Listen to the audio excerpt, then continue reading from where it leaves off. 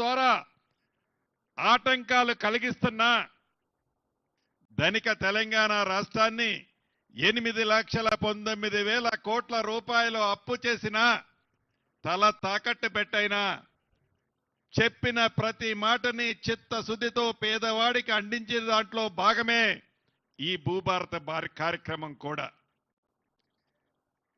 ఎవరైనా చట్టాలు చేస్తే, ఎవరైనా ఇంటి పెద్ద ఒక మంచి నిర్ణయాలు తీసుకుంటే ఆ కుటుంబానికి మంచి జరిగే నిర్ణయాలు తీసుకుంటారు.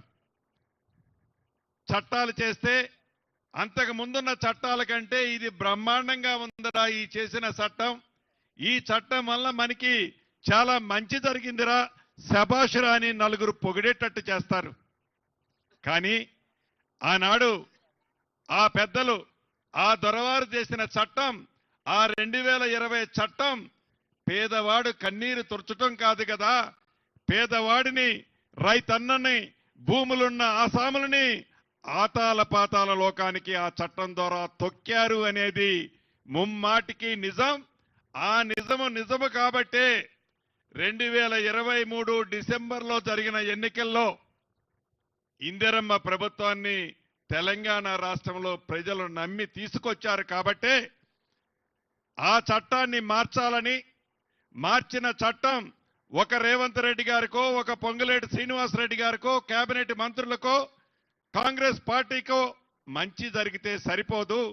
గ్రామీణ ప్రాంతంలో, గూడాలలో, తండాలలో ఉండే ప్రతి పేదవాడికి భరోసా కల్పించి భద్రత కల్పించే చట్టాన్ని తేవాలని తాపత్రయపడి ఈ భూభారత చట్టాన్ని ఆర్నిశలు అనేక రాత్రులు నిద్రపోకుండా మిత్రులు సునీల్ గారు కానీ, పెద్దల కోదండరెడ్డి గారు కానీ, మన అధికారులు కానీ, అనేక మంది మేధావులు కష్ట ఫలితమే వీరందరూ కలిసి సృష్టించిందే ఈ భూభారతి 2025 చట్టం.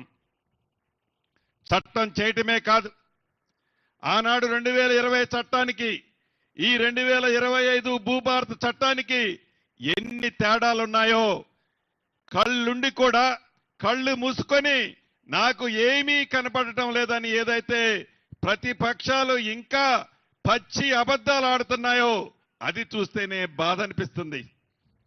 అసెంబ్లీలో మొన్న జరిగిన అసెంబ్లీలో కూర్చుంటే నా శాసనసభ్యులు, నా పార్టీకి సంబంధించిన శాసనసభ్యులు కాదు, వారి పార్టీకి సంబంధించిన శాసనసభ్యులు అసెంబ్లీలో నేను కూర్చున్న బెంచి పక్కన వచ్చి కూర్చొని నన్ను అడిగేది ఏందయ్యా అంటే, ధరణిలో మా భూమి ఎక్కలేదన్నా, నా బిడ్డ భారతి బదులు భరత్ రెడ్డి అని పడ్డదన్నా, నా భూమి 9 ఎకరాలుంటే 9 కుంటలని పడిందని వారి శాసనసభ్యులే, ఆనాటి వారి ప్రభుత్వంలో ఉన్న మంత్రులే వచ్చి దీన్ని కొద్దిగా సరిదిద్దాలన్నని అడుగుతుంటే పక్కన గతంలో మంత్రులుగా చేసిన వాళ్ళకి కనీస ఇంగిత జ్ఞానం కూడా లేకుండా ఏ భూభారత చట్టాన్ని అసెంబ్లీలో పాస్ చేయడానికి గౌరవ ముఖ్యమంత్రి రేవంత్ రెడ్డి గారి నాయకత్వంలోని మన ప్రభుత్వం చట్టాన్ని పెడితే ఆ చట్టం పెట్టిన టైంలో కూడా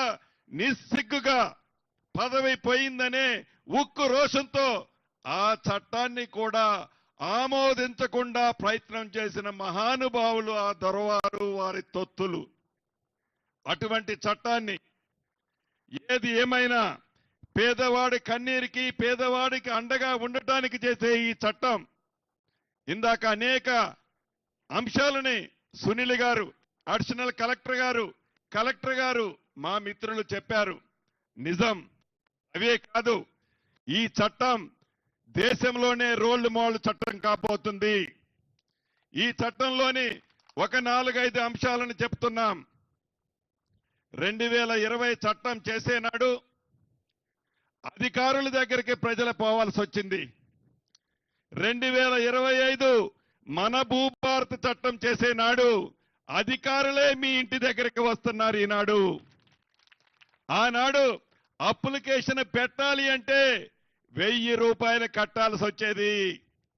కాగితాలు రాత అంతా మీరే చేయాల్సి వచ్చేది. ఈ చట్టంలో 1 రూపాయి కూడా తీసుకోదు ఈ ప్రభుత్వం, మన ప్రభుత్వం. అధికారులే మీ గ్రామానికి వస్తారు. అప్లికేషన్ల కోసం గత ప్రభుత్వం లాగా డబ్బే ముఖ్యం మాకనే విధంగా కాకుండా అప్లికేషన్లు ఫ్రీగా తీసుకొని మీ కన్నీరు, మీ బాధ, మీ ఆవేదన, మీకు ఆ భూమికి ఏదైతే బంధం ఉందో ఆ బంధాన్ని తీర్చేదే ఈ భూభారత చట్టం. అంతేకాదు గ్రామాలలో ఇందాక సైనికుడిగా పనిచేసి వచ్చిన మిత్రుడు చెప్పినట్లు ఇందిరమ్మ ప్రభుత్వం అంటేనే పేదవాడికి పంచే ప్రభుత్వం, పేదవాడికి ఇచ్చే ప్రభుత్వం, పేదవాడి కష్టాలు చూసి ఆ కష్టాలకి ఫలితాలు ఇచ్చే ప్రభుత్వం ఇందిరమ్మ ప్రభుత్వం. ఆనాడు ఈనాడు ఏ గ్రామానికి పోయినా ఇందిరమ్మ ప్రభుత్వంలో ఇచ్చిన ప్రభుత్వ స్థలాలు, వ్యవసాయ భూము పట్టాలు ప్రత్యక్షంగా కనిపిస్తాయి. ఆనాడు ఇందిరమ్మ ప్రభుత్వంలో మిగిలిన భూములని ఇందాక మిత్రుడు చెప్పినట్లు ఆ పింక్ కలరు షర్ట్ వేసుకొని ఆ ధరణి పేరుతో పేదవాడికి చెందాల్సిన వేలాది లక్షలాది ఎకరాలని ఆనాటి ప్రభుత్వం కొల్లగొట్టిందన్నమాట ముమ్మాటికి నిజం. వాటన్నిటినీ ఈ భూభారతి ద్వారా ఆడిట్ రూపంలో బయటికి తీసి మళ్ళీ అర్హుడైన పేదవాడికి పంచాలన్నదే మన ఇందిరమ్మ రాజ్యంలోని గౌరవ ముఖ్యమంత్రి రేవంత్ రెడ్డి గారి ఆలోచన. అంతేకాదు ఏదైతే అసైన్డ్ భూమిలో పేదవాడు సాగు చేసుకుంటున్నాడో ఆ సాగు చేసుకునేవాడు అర్హుడైతే ఆ అసైన్డ్ భూమిని తప్పకుండా హక్కులు కూడా పేదవాడికి ఈ ప్రభుత్వంలో ఇవ్వటానికి సిద్ధంగా ఉంది.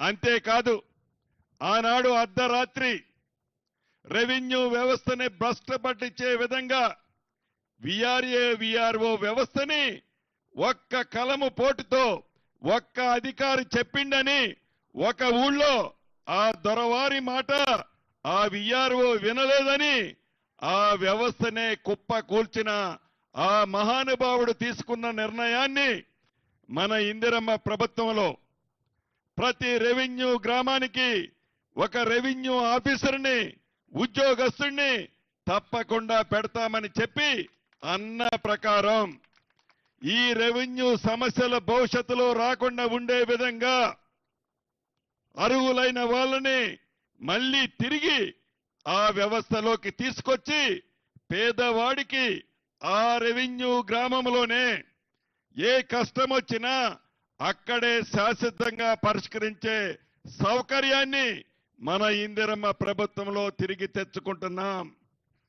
అంతేకాదు ఇందాక మిత్రులు సునీల్ గారు చెప్పినట్లు ఎక్కడైతే కానిగట్టి పంచాయతీలు, ఫారెస్ట్ కి ప్రైవేటు భూములకి మధ్య ఉన్న పంచాయతీలు, అదే రకంగా రెవెన్యూకి ప్రైవేటు భూములకు మధ్య ఉన్న గెట్ల పంచాయతీలు, ఇద్దరు రైతుల మధ్య ఉన్న గెట్ల పంచాయతీలు, కోర్టులో లేని ప్రతి సమస్యని ఈ భూభారతి ద్వారా శాశ్వతంగా పరిష్కరించాలన్నదే మన ఇందిరమ్మ ప్రభుత్వం యొక్క ఈ చట్టం యొక్క ముఖ్య ఉద్దేశము. అంతేకాదు గ్రామాలలో భూములున్నాయి, పాస్బుక్ ఉంటుంది, పాస్బుక్ అయితే ఉంటుంది కానీ దానికి తగ్గ భూమి ఎక్కువ తక్కువ ఉంటుంది. అంటే ఆర్ఎస్ఆర్ లో 10 ఎకరాల భూమి ఉంటే 13-14 ఎకరాలకి పాస్బుక్లు ఇస్తారు. ఎవరయ్యా ఎక్కువ 2 ఎకరాలు 3 ఎకరాలు తీసుకుందంటే భూమి ఉండదు. కానీ ఆ పింక్ కలర్ కు సంబంధించిన వ్యక్తుల పేర్లతో ఆ పాస్బుక్లు ఆనాడు అధికారులు ఇచ్చారు, భయపెట్టి తీసుకున్నారు అధికారుల దగ్గర. అటువంటికి సంబంధించిన ఆస్తులన్నిటినీ పక్కాగా ఎవరైతే పొజిషన్లో ఉన్నారో, ఎవరి పేరుతోనైతే ఎంత